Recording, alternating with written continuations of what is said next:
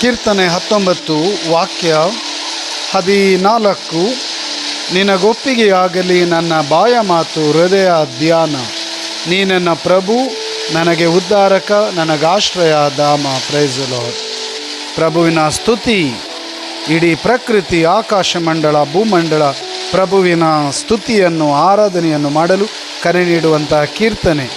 1ನೇ ವಾಕ್ಯ, ಆಕಾಶ ಮಂಡಲ ಸಾರುತ್ತಿದೆ ದೇವರ ಮಹಿಮೆಯನ್ನು, ತಾರಾಮಂಡಲ ತೋರುತ್ತಿದೆ ಆತನ ಕೈಕೃತಿಯನ್ನು. ದಿನ ದಿನವೂ ಮರುದಿನ ಮಾಡುತ್ತಿದೆ ಪ್ರಕಟಣೆಯನ್ನು, ರಾತ್ರಿ ಮರುರಾತ್ರಿಗೆ ಸಾರುತ್ತಿದೆ ಪ್ರಚಾರವನ್ನು. ಪ್ರಭುವಿನ ನಾಮ ಸ್ತುತಿ.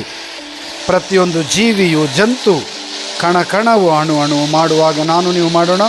2 ಕರೆಗಳನ್ನು ನಿಮ್ಮ ಹೃದಯದ ಮೇಲೆ ಇಟ್ಟುಕೊಳ್ಳಿರಿ. ಯೇಸು ನಾಮ ಸ್ಮರಿಸೋಣ. Hallelujah, hallelujah. ಪ್ರಭುವೆ, ನಿಮ್ಮ ನಾಮಕ್ಕೆ ಸ್ತುತಿ, ಸ್ತೋತ್ರ, ವಂದನೆ. ಈ ದಿನ ಕೊಟ್ಟಿದ್ದಕ್ಕಾಗಿ, ಈ ದಿನದಲ್ಲಿ ಆಶೀರ್ವಾದ, ವರದಾನ, ಆರೋಗ್ಯ, ಸೌಖ್ಯ ನೀಡುವುದಕ್ಕಾಗಿ ಸ್ತುತಿ, ಸ್ತೋತ್ರ.